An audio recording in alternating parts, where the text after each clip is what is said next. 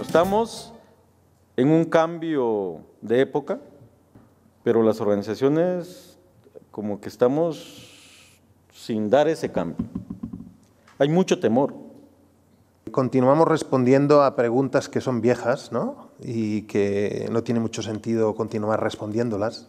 Y en cambio tenemos nuevas preguntas que no las hemos tomado con las manos, no las hemos asumido, que tienen que ver con las transformaciones de nuestro mundo. Nos está costando, y eso no es responsabilidad nuestra, pero es un gran problema, dialogar de una manera más directa, constructiva, con estos gobiernos de transición que tenemos ahora. Es increíble. Creo que tenemos que reenfocar la lente estatocéntrica, porque nuestro interlocutor no son los estados.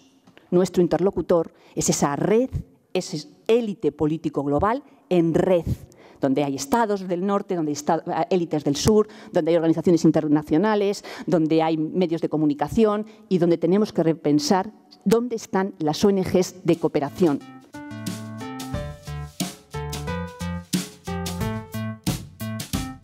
Si hiciéramos números, veríamos que posiblemente, y de hecho hay números sobre esto, hay más consumidores e incluso capitalistas en países tradicionalmente del sur, como China o la India, que en toda Europa. Por tanto, tenemos un norte deslocalizado, ¿no?, que opera, digamos, generando las mismas problemáticas que generamos el norte, localizado en los países tradicionalmente del norte, pero desubicado y, por tanto, ahí debemos cambiar también de lenguaje, ¿no? Algunos apuntan a clase consumidora mundial, algunos apuntan a sur global, entendiendo la clase pobre oprimida universal, sea española o sea del Perú. Porque al final los efectos que tenemos ahora con el neoliberalismo y el efecto de la crisis, ya no vemos mucha diferencia en los ajustes estructurales, en el desempleo, en la falta de perspectiva en la juventud, en la pobreza, etcétera, porque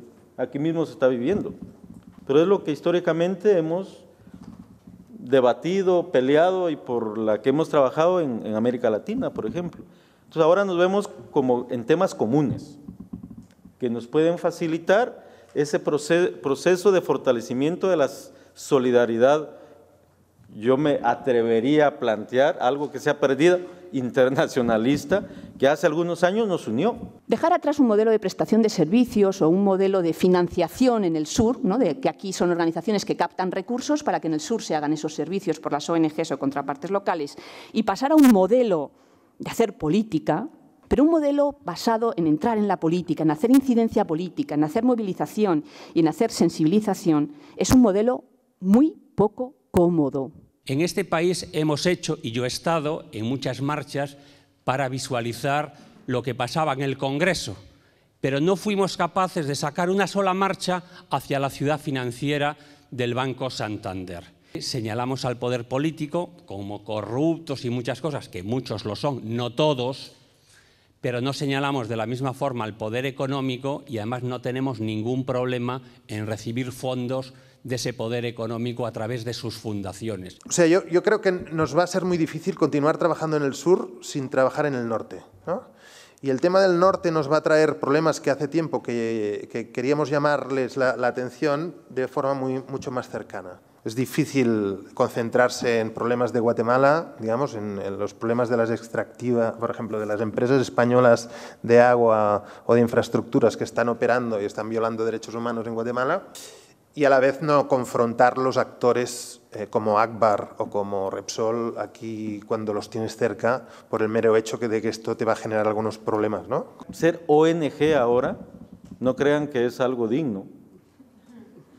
Y tenemos a los más críticos al movimiento indígena, no pueden ver a las ONGs.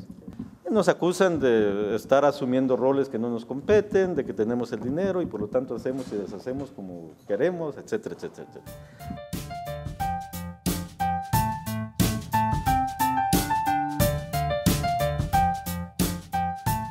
Algo está ocurriendo por el cual la cultura hegemónica en el mundo del sector de cooperación, en las ONGs, Es una cultura donde se permean relaciones de dominación y sumisión dentro de las organizaciones y dentro del interior de las personas que conformáis esas organizaciones, porque esa cultura habla, que se ha aumentado con la precariedad, de larguísimas jornadas de trabajo.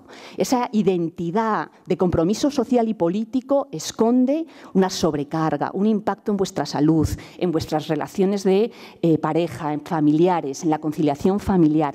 El autocuidado es una herramienta, es un instrumento político. Y el tercer sector tiene mucho camino también que recorrer en ese espacio. Que el propio régimen de la cooperación internacional también está privatizado. Las alianzas público-privadas, toda la lógica de que ahora no hay fondos públicos, por tanto, es lógico y es aceptado que la inversión privada tiene que suplir ese espacio perdido. Y que nos va probablemente a dividir más, ¿no?, que a unir a muchas de nuestras organizaciones. ¿Cómo trabajamos y cómo convivimos o luchamos contra esto, ¿no? ¿Qué vamos a hacer? Vamos a seguir un poco esas nuestras agendas muy técnicas, de bonitos informes desde afuera y eso, o vamos a adaptarnos, pero con lógica, con criterio, con estrategia.